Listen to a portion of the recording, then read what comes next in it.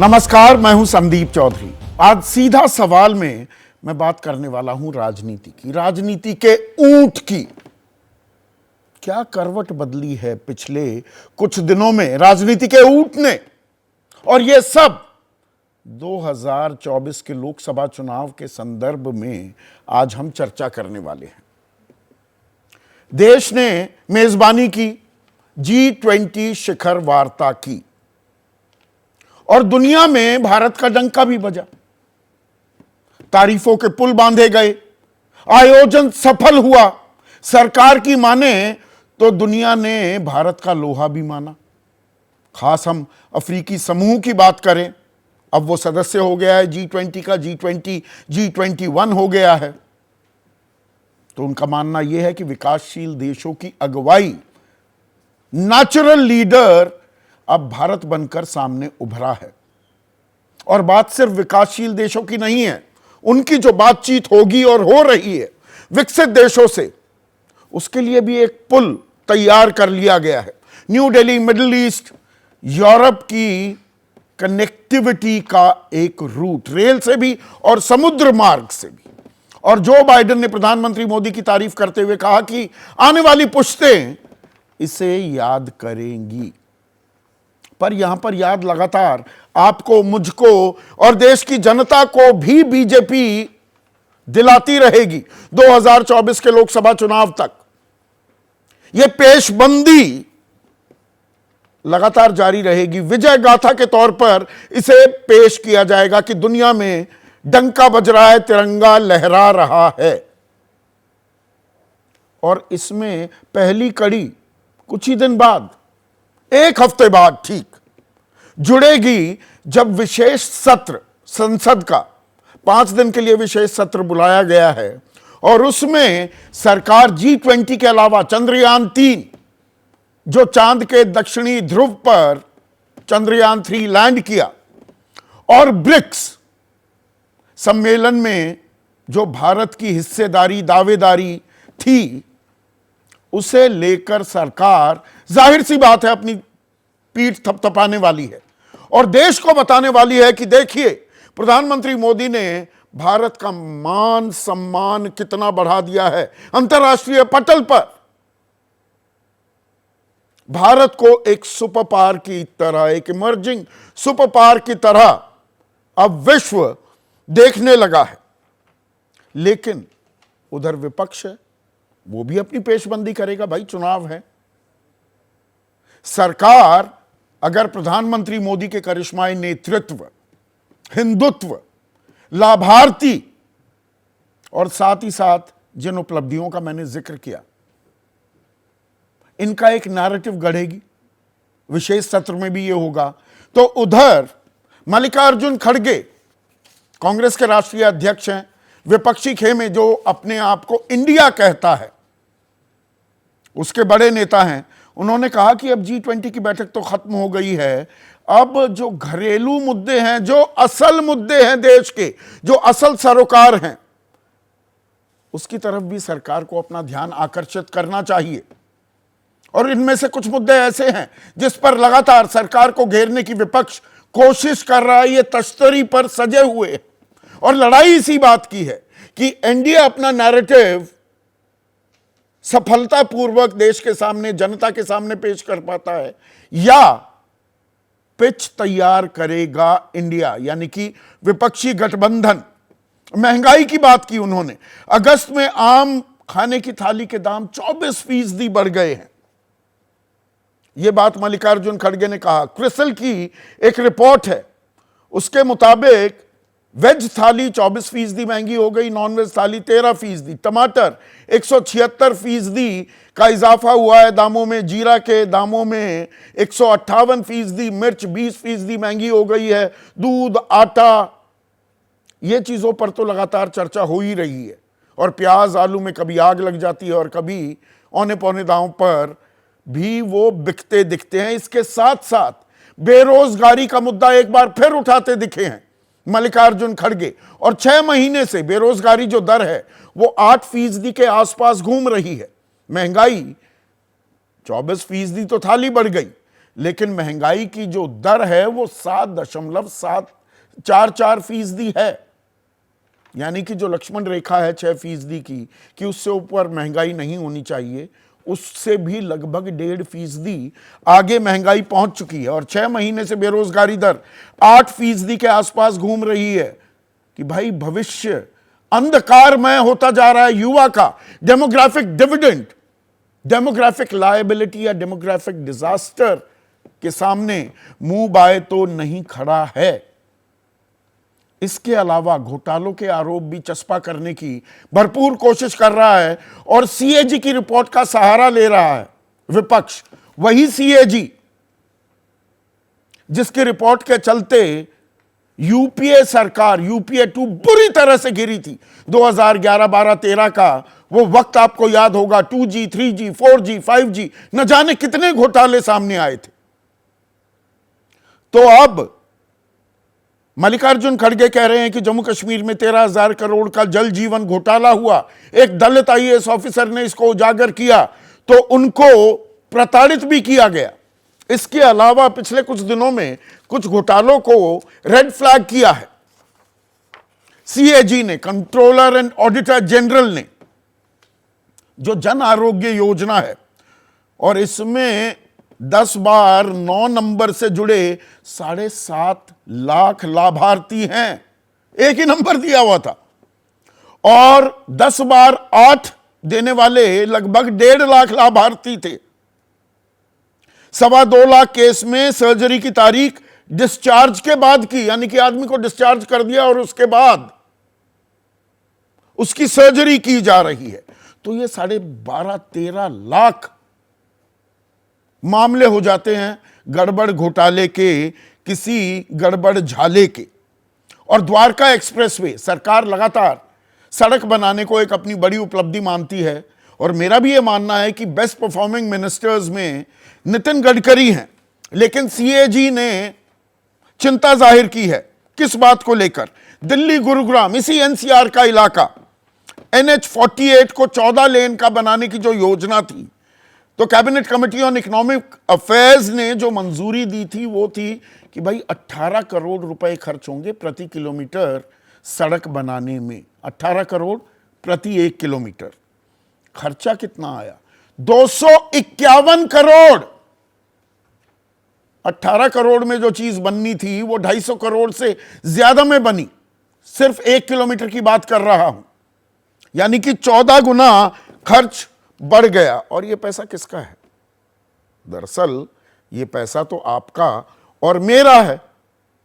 तो घोटालों की बात भी यहां पर कर रहे हैं, मणिपुर पर तो बात की ही, लेकिन जो आम आदमी के सरोकार हैं, क्या उन्हें इंडिया अब उठाता दिखेगा? और बड़ी तस्वीर और देश कैसे महान बन रहा है, इस पर अपनी पारी खेलने की तैयारी कर रही है क्या सरकार 2024 के चुनाव में? इसी पर चर्चा करेंगे। लेकिन कल सरकार पर हमला कैसे साधा प्रियंका गांधी वाड्रा ने, उस पर एक नजर। गैस का सिलेंडर आज देश भर में 1000 रुपए का है। कौन खरीद सकता है? क्या आप खरीद सकती हैं? देश भर में जो महंगाई है उसकी भाजपा के नेताओं को कोई परवाह नहीं है। ये नौबत क्यों आई है आज इस देश में कि प्रदेश की सरकारों को महंगाई राहत कैंप लगवाने पड़ रहे हैं? आपको ये सवाल उठाने पड़ेंगे। और इसमें एक और बात की चर्चा किए बिना आगे विमर्श थोड़ा बेमानी हो जाएगा। जो G20 सम्मेलन हुआ कल, एक रात्रि भोज भी हुआ, उसमें सबको साथ होना चाहिए था। ये तो पूरे देश की बात है। लेकिन थोड़ा फूफा की भूमिका में भी आती दिखी कांग्रेस और उनके 3 मुख्यमंत्री न्योते के बावजूद वहां नहीं पहुंचे। आरोप प्रत्यारोप हुए उस पर कि जी हमें परमिशन नहीं मिली वगैरह वगैरह वगैरह। लेकिन अशोक गहलोत, भूपेश बघेल और के सिद्धरमैया वहां मौजूद नहीं थे। नीतीश और ममता थे। अब इसे भी कुछ लोग कह रहे हैं कि अरे ये इंडिया से दूर होकर एनडीए के पास आ रहे हैं क्या? इसमें ये राजनीतिक पेच भी, खामखा का पेच भी खोजने की कोशिश की जा रही है। उधर इंडिया अपनी तैयारी में, उनकी जो कैंपेन कमेटी है, एक बैठक हो चुकी है 5 तारीख को, कल एक और बैठक होने वाली है और फिर परसों एक कोऑर्डिनेशन कमेटी की बैठक है। और जो जानकारी हमें मिल रही है वो ये कि 5 जगह चिन्हित भी कर ली गई हैं जहां पर रैलियां निकाली जाएंगी, रैलियां की जाएंगी, बल्कि मैं कहूं पटना, लखनऊ, नागपुर, गुवाहाटी और चेन्नई। और 2 तारीख तक, 2 अक्टूबर गांधी जयंती तक एक विजन डॉक्यूमेंट भी पेश करेगा विपक्ष, जिस पर लगातार एनडीए सवाल उठा रहा है।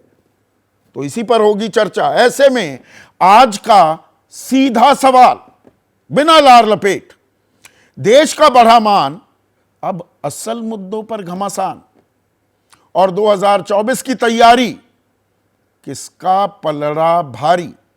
चर्चा में मेरे साथ बीजेपी की तरफ से महेश वर्मा, कांग्रेस के राष्ट्रीय प्रवक्ता सलमान सोज, रामविलास पासवान गुट जो है एलजेपी का, उनके नेशनल वाइस प्रेसिडेंट और मुख्य प्रवक्ता AK वाजपेयी, आम आदमी पार्टी के राष्ट्रीय प्रवक्ता जैस्मीन शाह और वरिष्ठ पत्रकार सत्यहिंदी.com नाम का डिजिटल प्लेटफॉर्म भी चलाते हैं आशुतोष भी इस चर्चा में जुड़ गए हैं। तो देश का मान सम्मान बढ़ गया, डंका बजवा दिया पूरी दुनिया में। अब वापस जमीनी जो मुद्दे हैं, आम आदमी के जो मुद्दे हैं, क्या उनका समाधान भी निकलेगा या इस पर सिर्फ घमासान होगा? महेश वर्मा।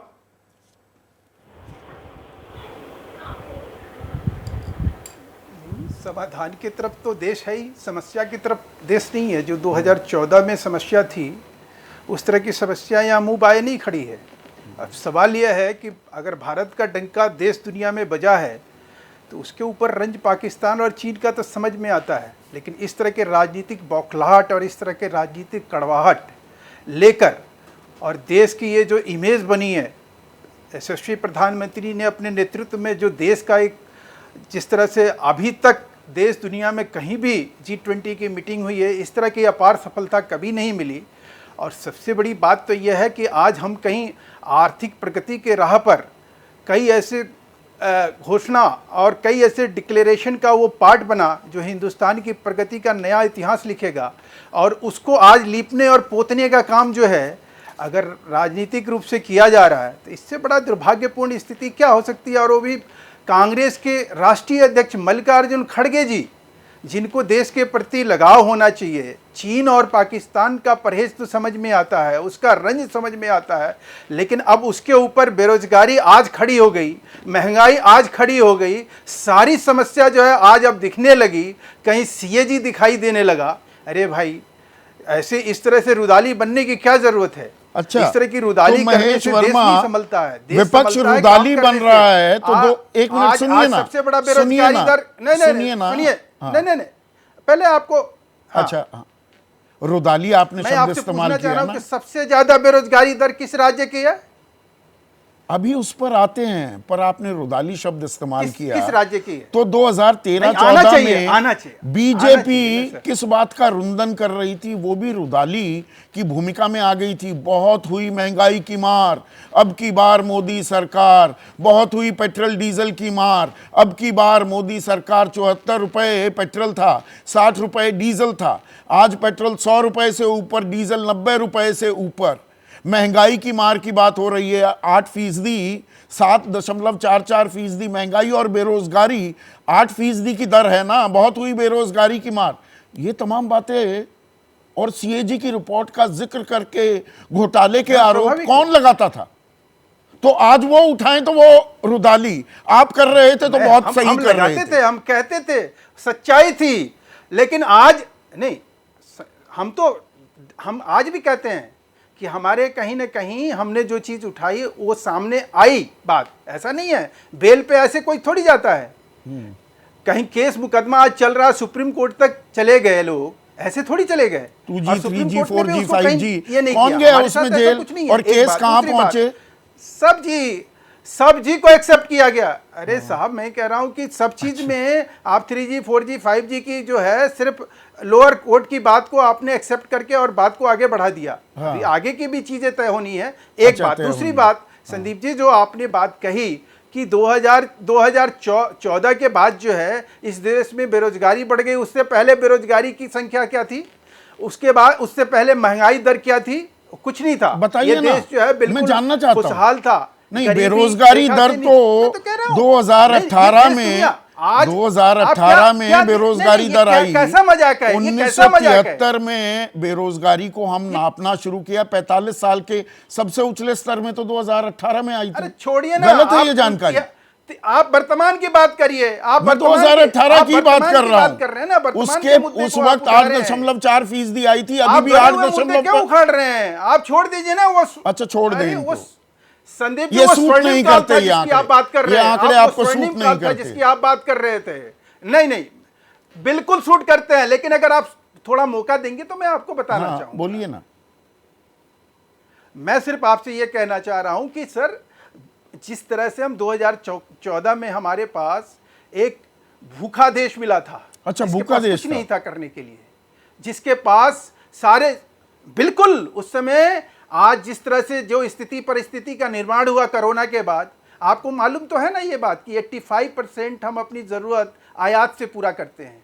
उस देश में आप क्या समझते हैं, कोरोना काल, युद्ध की स्थिति परिस्थिति, इंपोर्ट करके चीजों को लाना, लोगों की जरूरत को पूरा करना, ये सब मजाक है। कोरोना काल ये से कहीं दिखाई नहीं दे रहा है पहले लोगों को। और ऐसे ही लोग महेश, कोरोना काल से पहले 16 बार एक्साइज ड्यूटी बढ़ाई थी सरकार ने।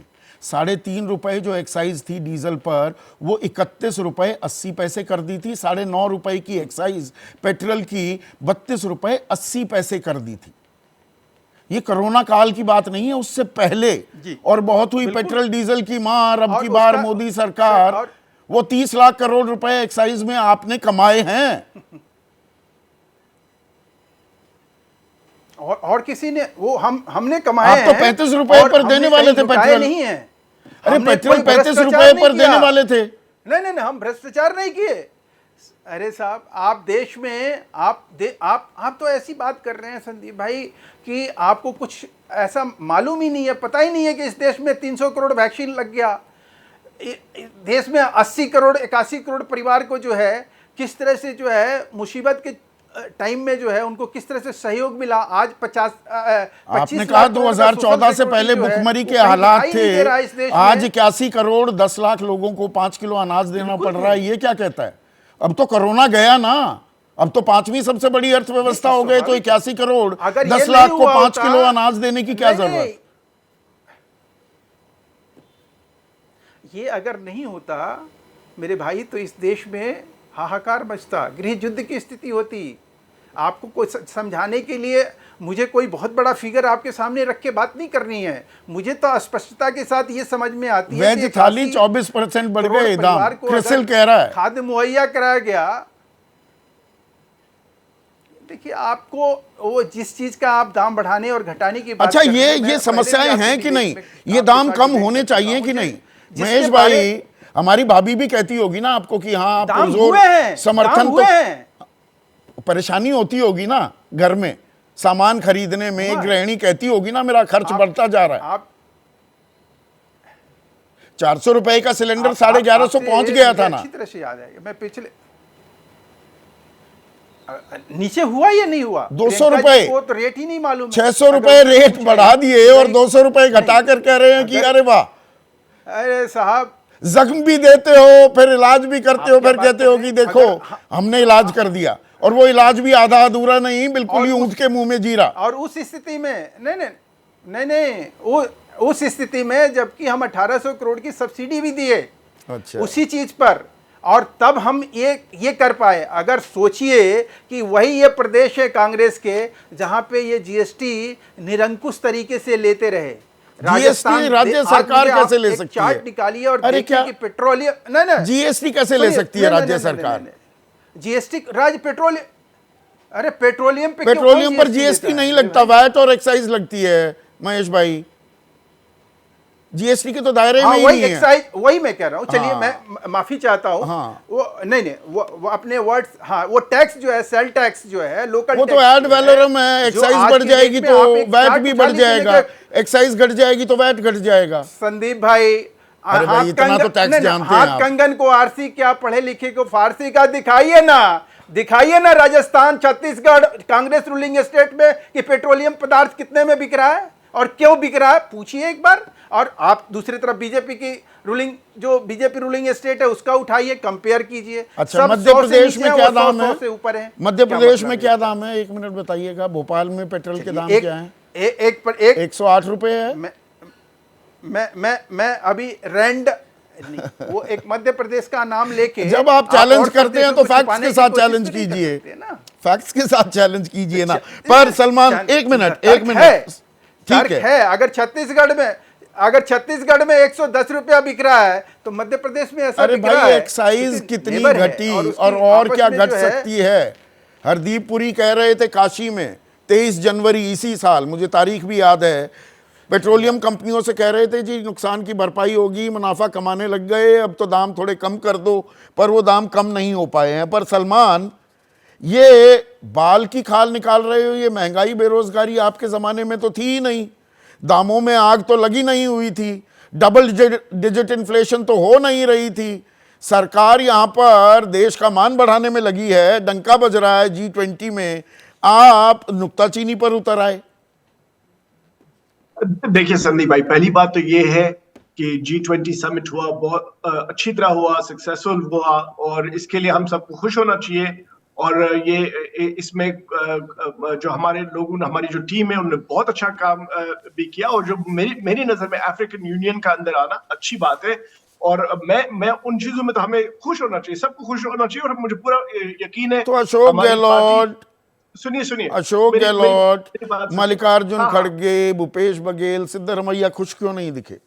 नहीं, मैं बताता हूँ, नहीं उनकी नहीं, देखिए, मैं खड़गे जी की तो मैं आपको बात बता सकता हूँ कि उनको दावत न देना मेरी नजर में एक बहुत छोटी सोच है। ऐसी गवर्नमेंट की छोटी और सोच जिन्हें है। दावत दी गई थी उनका ना आना, वो कौन सी सोच है? नहीं, देखिए, सुखविंदर सुक्खू जी वहां गए, क्यों नहीं गए? तो ये ऐसा तो नहीं है कि कांग्रेस ने कोई बॉयकॉट किया, ऐसी बात बिल्कुल नहीं है। नहीं, इंडिया तो की वो तरफ से गलत है। नीतीश, ममता, वो हाँ, सब और गए। इंडिया अलायंस के चीफ मिनिस्टर गए, जरूर गए, और सुखू जी भी गए, और ममता जी भी गई, और नीतीश जी भी गए। उसको थोड़ा एक मिनट आप साइड में रखिए। तो G20 हुआ, लेकिन एक बात मैं आपको बताऊं, मुझे बड़ी खुशी हुई कि जब दुनिया के बड़े बड़े लीडर गए और गांधी जी को रिस्पेक्ट देने के लिए राजघाट गए। लेकिन उनको भी पता है, आपको भी पता है, मुझे भी पता है, इस टीवी शो को देखने वाले लोगों को भी पता है कि जो ecosystem prime minister Modi lead करते हैं, वो गांधी जी से नफरत करते हैं, ये हमें पता है। तो लेकिन मुझे बड़ी खुशी हुई कि गांधी जी को रिस्पेक्ट देने के लिए दुनिया के तमाम बड़े लीडर गए। अब आते हैं अनएम्प्लॉयमेंट और जो बाकी इश्यूज हैं, जो महंगाई है, इसमें कोई शक नहीं कि यूपीए के टाइम में भी इन्फ्लेशन थी, क्यों नहीं थी। लेकिन महंगाई की जो मार थी, वो फिर अब की बार मोदी सरकार, वो जो नारा था, वो जो जुमला था, उसको क्या हो गया?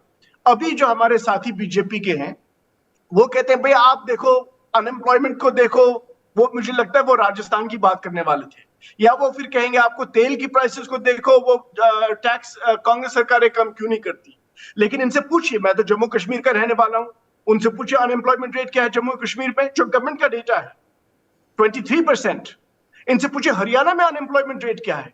बात यह है कि चाहे वो बीजेपी स्टेट हो या इंडिया अलायंस का स्टेट हो, हर जगह प्रॉब्लम्स हैं, क्योंकि जो सेंट्रल गवर्नमेंट की पॉलिसीज हैं उनसे तमाम स्टेट्स को प्रॉब्लम है। इसलिए हमें यह सोचना चाहिए कि ये लोग, इन्होंने कहा था कि हमें नौकरियों की प्रॉब्लम नहीं होगी, तो नैरेटिव करने की बात है ना सलमान, कि भाई सरकार कह रही है देखिए G20 दुनिया ने हमारा लोहा माना, वो ब्रिक्स की भी बात करेंगे, वो चंद्रयान 3 की भी बात करेंगे विशेष सत्र में संसद के।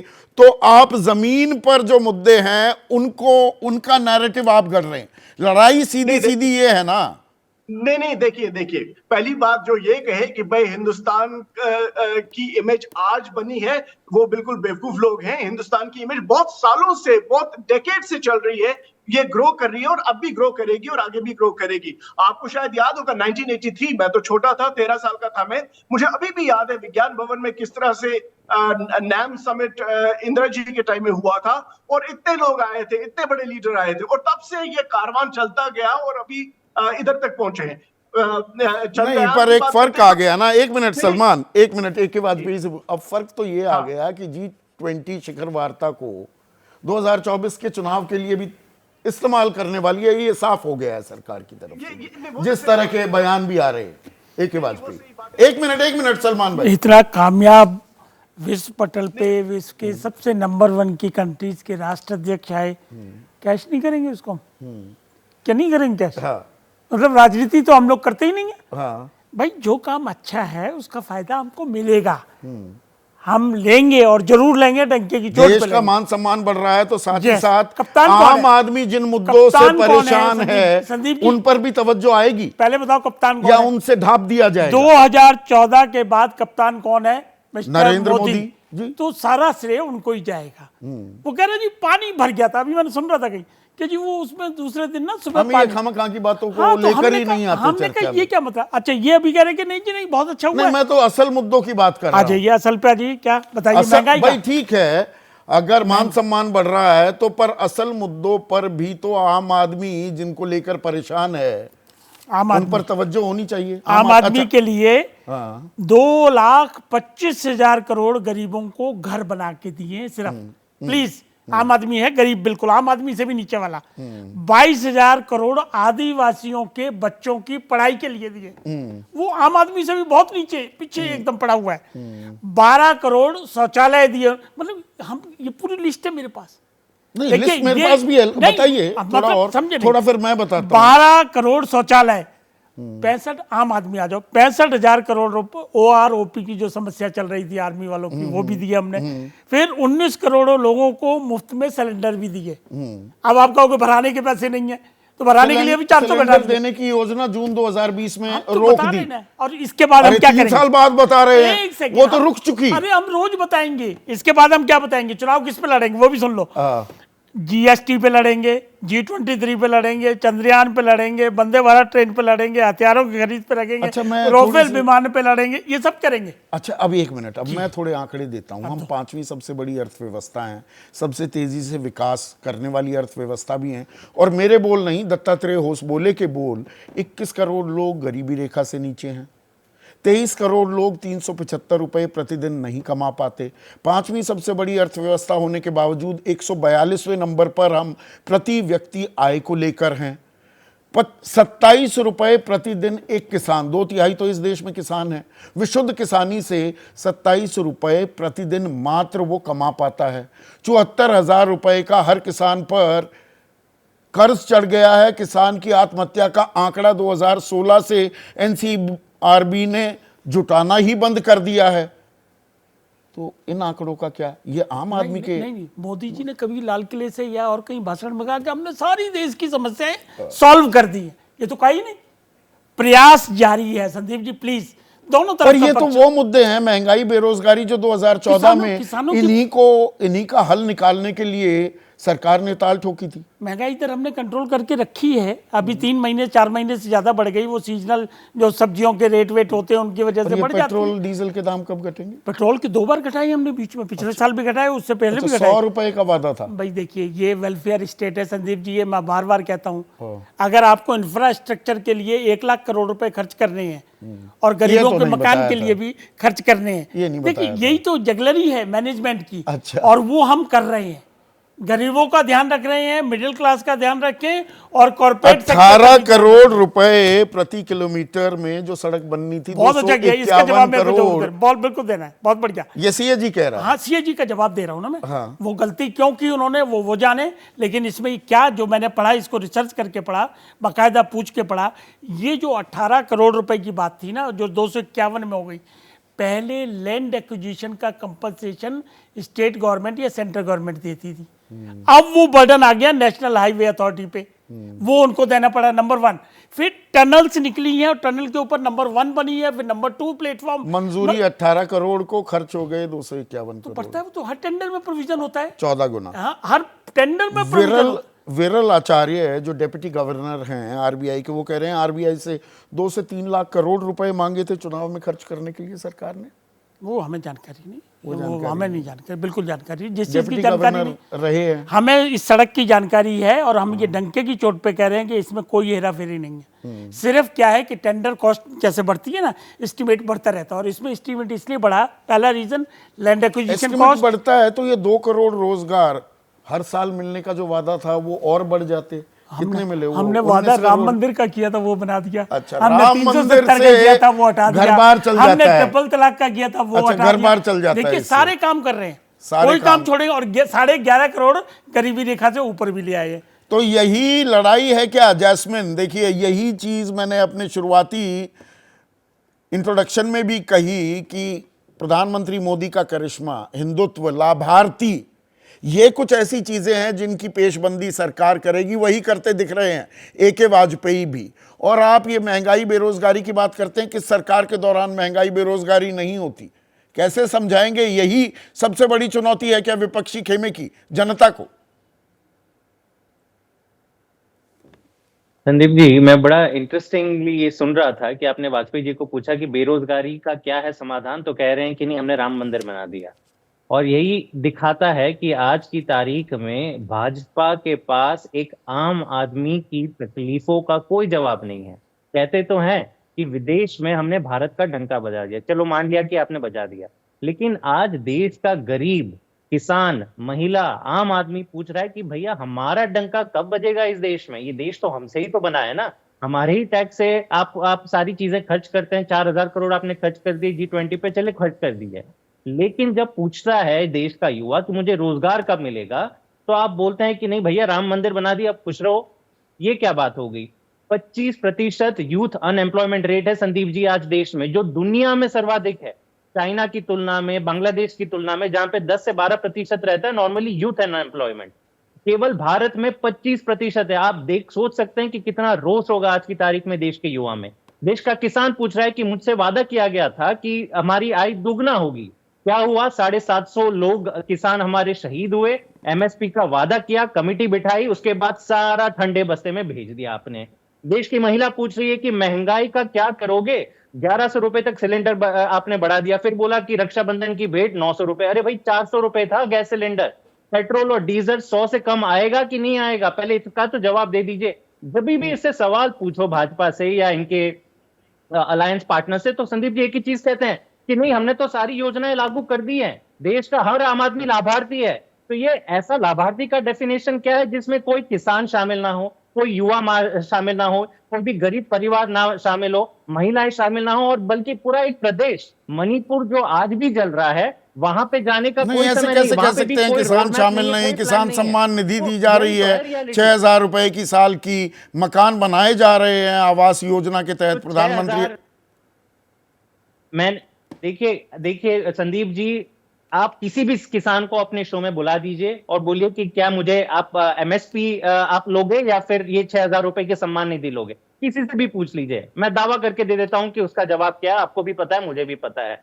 तो ये थोड़ा आधा अधूरा कुछ कर देना और बोल देना कि भाई हमने तो अपनी सारी जिम्मेदारी निभा ली, लेकिन पर हमारे विपक्ष अमीर अपनी मित्रों के जिम्मेदारी लिए निभा हम पा 13 रहा है लाख क्या? करोड़ कर्जा माफ सवाल कर ये देंगे। भी है इससे जैस्मिन मालामाल कर देंगे और उनको एक मालामाल मिनट, करते रहेंगे। थाली में उनको सजे एयरटेल हुए के टेंडर मुद्दे देंगे, हैं, उनको कोयला पर के क्या टेंडर देंगे। आप एक आवाज में वो मुद्दे उठा पाते हैं? एक आवाज में रणनीति तो बन नहीं पाती। कल कैंपेन कमेटी की बैठक है, परसों कोऑर्डिनेशन कमेटी की बैठक हो तो रही है, पर रात्रि भोज के न्योते में इंडिया के सभी लोग जाएंगे या कुछ नहीं जाएंगे? कांग्रेस अपनी रणनीति, आपकी अपनी रणनीति, अपनी अपनी ढपली, अपना अपना राग, इससे कैसे हो जाएगा आपका कल्याण? ये भी एक समस्या है क्या इंडिया की? नहीं, ऐसी बात नहीं है संदीप जी। देखिए, इंडिया जो गठबंधन बना है, एक बहुत ही विशाल और बड़ा गठबंधन बना है। पहली बार इतनी पार्टियां एक साथ आई हैं और हमें पूरी उम्मीद है कि अगले 1-1.5 महीने में एक प्रॉपर विजन और रोड मैप भी बन जाएगा। ये सारी पार्टियां अपने अपने क्षेत्र में काम कर ही रही है। मैं दिल्ली का उदाहरण दे दूं, दिल्ली में आज की तारीख में इन्फ्लेशन 3.5% है, देश में 7.5% है। तो हो तो सकता है, तो दिल्ली का जो मॉडल है वो हम इंडिया गठबंधन के सामने रखेंगे।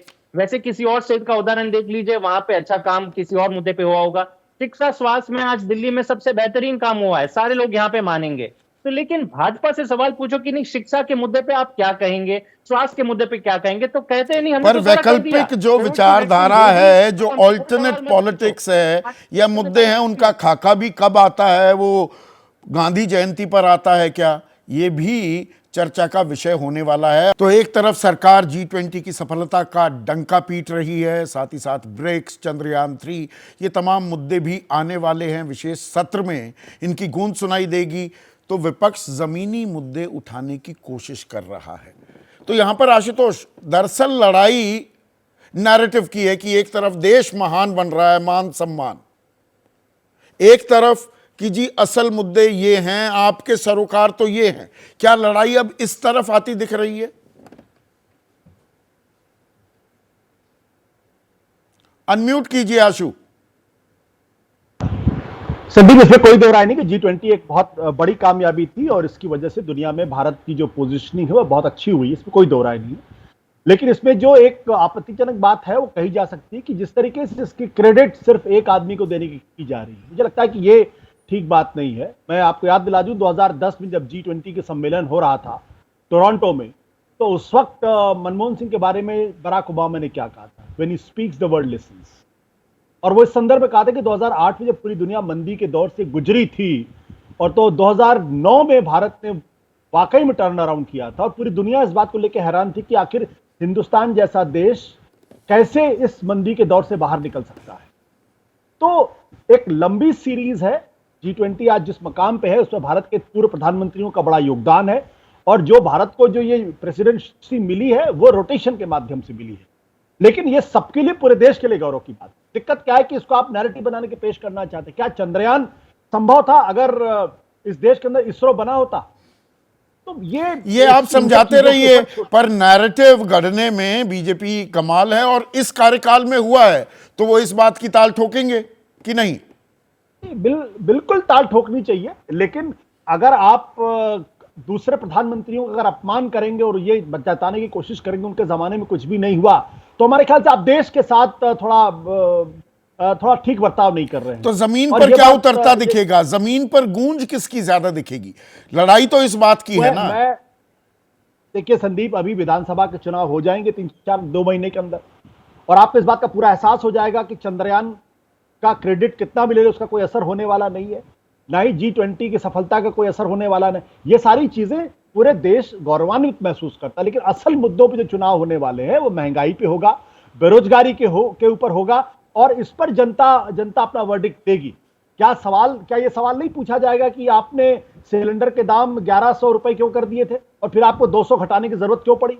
पेट्रोल के दाम 100 के ऊपर क्यों हो गए, क्यों घटाने की जरूरत पड़ रही है? अनएम्प्लॉयमेंट ऑल टाइम रिकॉर्ड तोड़ चुकी है और जो लोग बार बार ये कहते हैं कि दरअसल महामारी की वजह से भारत की अर्थव्यवस्था की हालत खराब हुई है, वो इस बात को भूल जाते हैं कि महामारी के ठीक पहले वाले क्वार्टर में भारत की जो जीडीपी ग्रोथ थी 3.7% थी, वो 8 तिमाही से लगातार नीचे गिरती आ रही थी।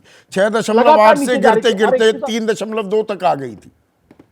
और एक चीज ये महामारी को लेकर बड़ी बड़ी क्रेडिट ली जाती है। क्या दुनिया को मालूम है कि IMF की WHO की रिपोर्ट है और दुनिया के दूसरे संस्थाओं की रिपोर्ट जिन्होंने कहा कि महामारी के दौरान तकरीबन 8.25 लाख लोग गरीबी की रेखा के नीचे गए, उसमें 80% लोग भारत में गए, 5.5 करोड़ लोग।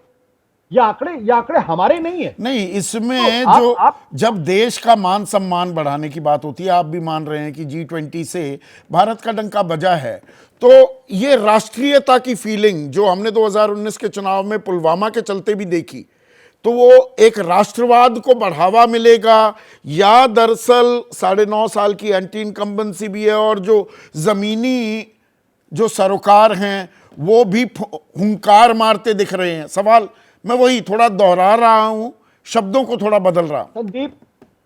संदीप, चुनाव तो इन्हीं मुद्दों पर होंगे। जिनके घर की रसोई आज चलानी मुश्किल हो गई है, उनको आप चंद्रयान का सपना दिखाइए या उनको G20 का सपना दिखाइए, वो वोट तो उसी पर देंगे जिनके आधार पे। अभी हाल में इंडिया टुडे सी वोटर का एक सर्वे आया था, उस सर्वे ने क्या कहा है, 72% लोग ये मानते हैं कि बेरोजगारी बहुत बड़ी समस्या है। 56 लोग कहते हैं बहुत बड़ी समस्या है और बाकी के 16% लोगों ने कहा कि समस्या है। तो जहां 72% लोग ये मानते हैं महंगाई की, बेरोजगारी बहुत बड़ी समस्या है, जहां 62% लोग ये कह रहे हैं कि उनको इस बात की कोई उम्मीद नहीं है कि आने वाले समय में उनकी जो आर्थिक स्थिति है वो बेहतर होगी, बल्कि वो 62% लोग पर मानते उसका हैं कि रोड खराब मैप होगी। ये कह देना हम नौकरी दे देंगे, जो बात महेश वर्मा पॉइंट आउट भी करना चाह रहे थे। बेरोजगारी दर की बात करें तो राज्यों वार हरियाणा सबसे ऊपर है, पर दूसरे नंबर पर राजस्थान है। तो विपक्ष के पास बेरोजगारी की काट का कोई रोड मैप भी सामने आना होगा। वो विजन डॉक्यूमेंट इंतजार हो रहा है, हो सकता है गांधी जयंती तक आ जाए, ऐसे सूत्र बता रहे हैं। देखिए, महेश जी भारतीय जनता पार्टी के प्रवक्ता, तो जाहिर सी बात है उसको डिफेंड करेंगे, या वाजपेयी जी एनडीए के साथ है तो जम के उनको डिफेंड करेंगे। उनका कर्तव्य, उनका धर्म उनको करना चाहिए। लेकिन जमीनी हकीकत तो वो है जो सर्वे ने दिखाया है, और वो सर्वे हिंदुस्तान के एक बड़े मशहूर मैगजीन ने दिखाया है। जब हिंदुस्तान का 62% सर्वे में पूछा गया, तो 62% लोग अगर ये कह रहे हैं कि आने वाले साल में उनकी जो आर्थिक स्थिति है वो खराब होने वाली है, अच्छी की बात छोड़ दीजिए, खराब होने वाली है, तो ये सरकार के लिए चिंता का तो सबब होना भरोसा चाहिए। किस और पर क्योंकि करेगा आम वोटर, एनडीए पर, इंडिया पर? यह भी एक अहम पहलू, एक अहम सवाल होगा। क्या भरोसा किस पर? देखिए संदीप, मेरा हमेशा से मानना रहा है कि हिंदुस्तान के अंदर चुनाव जो इनकम्बेंट गवर्नमेंट होती है उसको हटाने के लिए होता है, और ऐसे एक्सेप्शंस भी हैं जब उस सरकार को बनाने के लिए। जैसे 2009 में अगर आप देखिए, तो जिस तरीके से भारत की अर्थव्यवस्था ग्रो कर रही थी, तो उस 2009 में मनमोहन सिंह को वर्डिक्ट मिला, उनकी सीटें 145 से बढ़ के 205 हुई। आज की तारीख में यह ऐसा दिखाई नहीं पड़ता कि भारतीय जनता पार्टी को लेकर लोगों के अंदर उत्साह है। मतलब आप जो विश्लेषण कर रहे दिखाई हैं पड़ेगा। कि ये टक्कर होती दिख रही है, बड़ी तस्वीर, बड़ा खाका, जमीनी मुद्दे ये आमने सामने होंगे क्या, और उसमें भरोसा किस पर जताया जाता है? आप सभी का बहुत बहुत शुक्रिया। और आम जनता की राय क्या है, वो क्या सोचते हैं, वो आपसे साझा करूंगा। देश का बड़ा है मान, या अब असल समस्या, असल मुद्दों पर होगा घमासान? और देश का जवाब क्या है? संजय बंसल जयपुर से हैं, वो कह रहे हैं कि आप बीजेपी बोलेगी बहुत हुई महंगाई की मार, अब की बार मोदी सरकार। तो महंगाई परेशान कर रही है आम आदमी को। पंजाब होशियारपुर के प्रकाश कपाटिया हैं, जनता महंगाई बेरोजगारी से त्रस्त है, बीजेपी भूत भविष्य की बात करती है। जबकि हमारे एक और दर्शक हैं, यूपी बलिया के रहने वाले हैं, जितेंद्र ओझा, कम से कम लोगों को घोटालों से मुक्ति मिल गई है, बहुत तरक्की हुई है। तो अलग अलग राय हैं। भ्रष्टाचार की मार से लोग परेशान थे कि वहाँ तरक्की हो रही है, तो दूसरी तरफ कह रहे हैं महंगाई बेरोजगारी भी हमें लील रही है। कौन से मुद्दे हावी होंगे, वक्त गवाही देगा। मेरे साथ इतना ही, नमस्कार।